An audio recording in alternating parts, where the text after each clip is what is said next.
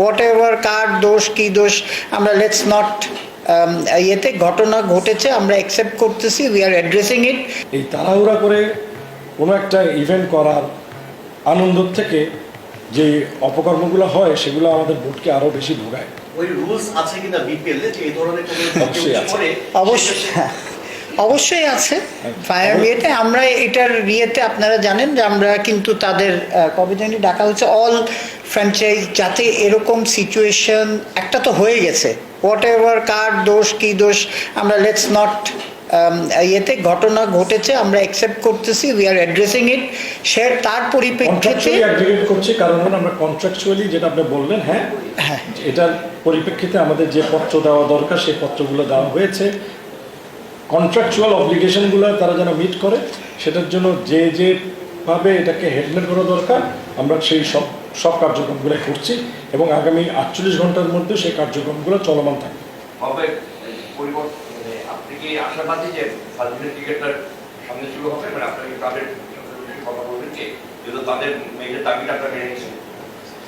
আপনি জানেন যে আমাদের সিসিডিএম এর চেয়ারম্যান রয়েছে, এটা ওনার দায়িত্বের এখতিয়ারে পড়ে। উনি ক্লাবগুলোর সাথে কথা বলবেন অন দ্য বেসিস অফ বিসিবি's ডিসিশন, এবং আমি মনে করি বাংলাদেশের ক্রিকেটের সাথে ক্রিকেট মাঠে গড়ানো দরকার। লাস্ট টু কোশ্চেনস আমি দুজনকে দুটো প্রশ্ন করবো। মাহবুব ভাই, শুরুতে আপনাকে যে প্রশ্নটা করতে চাই, যেই দলটাকে নিয়ে সবচেয়ে বেশি আলোচনা সমালোচনা, বিসিবির ইমেজ নষ্ট হয়েছে এবং গ্লোবালি আমরা শুনেছিলাম যে জিয়ানি ইনফান্তিনো আসলে বাংলাদেশে বিপিএল দেখতে আসবে, জিনেদিন জিদান আসতে পারে, এরকম একটা আলোচনা দেখেছিলাম। তো তারা না এলেও আমার কাছে মনে হয় যে ঘটনাগুলো ঘটেছে এটা বিপিএল কে আলোচনায় রাখার জন্য যথেষ্ট ছিল। দুর্বার রাজশাহী এখন পর্যন্ত রেডিসন ব্লুতে একটু আগে আমার যে আপডেটটা রয়েছে 2.5 লাখ টাকা বাকি রয়েছে এবং মালিকের ভাগ্নে সেখানটায় রয়েছে।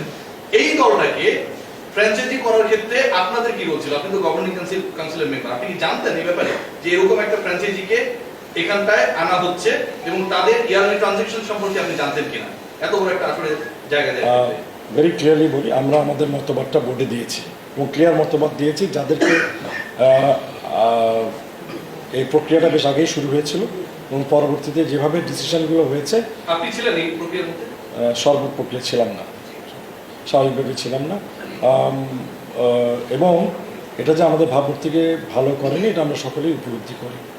কিন্তু আমাদের যেই প্রক্রিয়ায় বোর্ড মনে করেছে এখন যে আমরা নিজেদেরকে স্বচ্ছ রাখা দরকার, যেটা আমি একটু আগে বললাম, এবং এটা ক্লিয়ারলি বলা উচিত এবং করা উচিত যে কিভাবে যেই ভুলগুলো অতীত হয়েছে সেই ভুলগুলো যেন আর ভবিষ্যতে না হয়। যেই কারণে মহিলা বিপিএল, যেটা এর আগে আলাপ করা হয়েছিল যে এই বিপিএলের পরপরই শুরু করা হবে, আজকের বোর্ডের সিদ্ধান্ত অনুযায়ী এটা আমরা করব।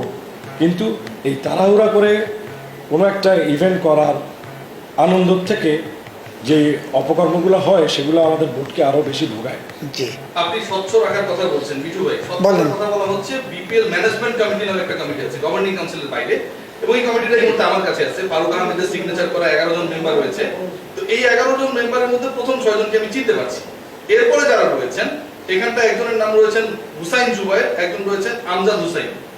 এই যে দুজনের আমি নাম বললাম, এদেরকে আপনারা ব্যক্তিগতভাবে চেনেন কিনা? নাম্বার 1। নাম্বার 2, যদি এরকম হয় যে আগের বিপিএল এর ডিফল্টার কেউ এরকম ম্যানেজমেন্ট কমিটির মেম্বার হয়ে যাচ্ছে, এটা কি কোনোভাবে স্বচ্ছতাকে নিশ্চিত করে? মিস্টার জুবায়ের একটু আলাপ করে নেই। আপনি যেগুলো বলেছেন এগুলো আলাপ হয়েছে, কোনো একটা জায়গায় কিছু কনফ্লিক্ট অফ ইন্টারেস্ট আছে সেটাও আমরা তুলে ধরেছি, এবং সেই কনফ্লিক্ট অফ ইন্টারেস্ট যাতে ম্যানেজমেন্ট কমিটিতে না থাকে সেই সিদ্ধান্ত বোর্ডে হয়েছে, এটা অ্যাড্রেস করা হয়েছে। We agree with you whatever saying. এটা কিন্তু আমরা মানে ক্লিয়ারলি ডিসকাস করেছে। দ্য কোয়েশ্চেন আপনারও ছিল, হ্যাঁ, আমাদেরও কোয়েশ্চেন এটা ছিল। So we have addressed it. হ্যাঁ, কারেন্টলি আমাদের যেটা আমরা ডিসিশনে সবাই মিলে টিম ওয়ার্ক হিসাবে বিপিএলটা আগিয়ে নিব, এবং এর মধ্যে ইন্টারেস্ট যাদের আছে তারা কমিটিতে থাকবে। কমিটি একটা মিটিংও করেনি অনেকক্ষণ ধরে কারেক্ট, এটা আমরা ডিসএগ্রি করব না।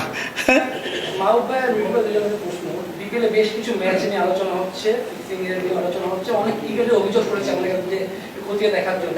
আপনারা এটা কতটুকু জানেন, এইটার জন্য আপনার কি পদক্ষেপ? এইটা হচ্ছে আমাদের একেবারে এটার আইসিসির একটা রেগুলেশন আছে। আইসিসির দুটা রেগুলেশন, একটা বিসিবি অ্যান্টি কারাপশন কোড এবং ইন্টারন্যাশনাল অ্যান্টি কারাপশন কোড, এবং বিসিবি অ্যান্টি কারাপশন সেল আছে এটা তাদের এখতিয়ার দিন, সেই জন্য আমরা কোনো কমেন্ট করতে পারবো না, কিন্তু তারা প্রতিটা জিনিস লিগ্যালি যেভাবে দেখা দরকার সেভাবেই দেখছে। দেখছে, আমরা যখন জানতে পারবো তখন আপনাদের কাছে স্বচ্ছভাবে আমরা তুলে ধরব। মাহবুব ভাই, একটা প্রশ্ন সম্পূর্ণ ক্রিকেটের সঙ্গে রিলেটেড। 11তম বিপিএল হচ্ছে এবং মাশাআল্লাহ শুরু থেকে সবগুলো বিপিএলে ইনভলভ, এবং শুরু থেকেই কিন্তু আপনারা মানে আপনি নয়তো আপনার কোনো কলিগ এটা বলে আসছেন যে এরপরে সব ঠিক হয়ে যাবে। আজ পর্যন্ত ঠিক হয় নাই, এবার আপনারা এটা বললেন।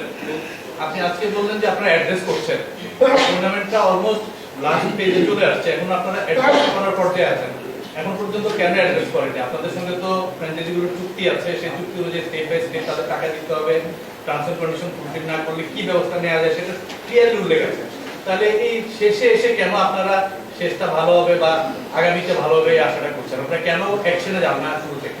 দুটো জিনিস, একটা হচ্ছে আপনি যেটা বলছেন সঠিক, আনফর্চুনেটলি দুটো ইনকোয়ারিং কমিটির মধ্যে আমাকে থাকতে হয়েছে, এবং এটা বলাও আমার জন্য খুব একটা সুখকর নয়, কারণ বাংলাদেশ, আমি এখনও মনে করি বিপিএল বাংলাদেশের একটা ভালো প্রপার্টি, ক্রিকেটের জন্য এটা কিছু হলেও আমাদের অনেক কিছু দেয়। বিপিএলটা সম্পন্ন করাটা প্রয়োজন, টুর্নামেন্টটা শেষ পর্যায়ে সেটাও ট্রু। এটার অবস্থানটা প্রায় 50% গেম চলে যাওয়ার পরে সারফেসড হয়, so tournament has to go on. যে অ্যাকশনগুলো নেওয়ার দরকার, most of the actions are legal, এবং সেই অ্যাকশনগুলো আমরা নিচ্ছি।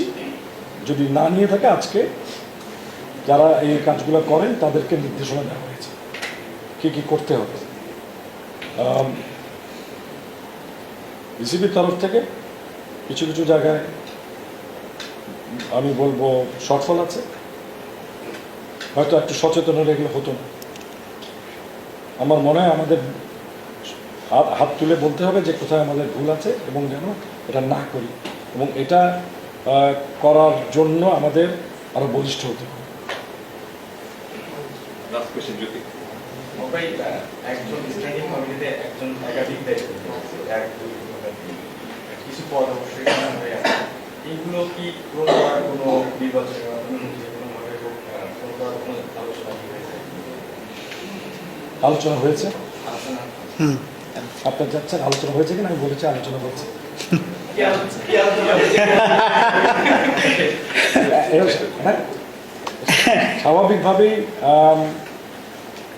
আনফর্চুনেটলি আমাদের এখানে আমরা যারা বোর্ড ভলেন্টিয়ার বোর্ড ডাইরেক্টর আসি, ধরে নেওয়া হয় যে আমরা কাজগুলো করব। আমাদের কিন্তু এটা বোর্ড কিন্তু একটা কর্পোরেট স্ট্রাকচার, এবং এটা কিন্তু চলমান। নির্বাচনের প্রক্রিয়ায় যে যে জিনিসগুলো দরকার সেটা আজকে আলাপ হয়েছে, এবং এই ব্যাপারে কিছু নির্দেশনা চাওয়া হয়েছে আমাদের লিগাল অ্যাডভাইজারের কাছ থেকে।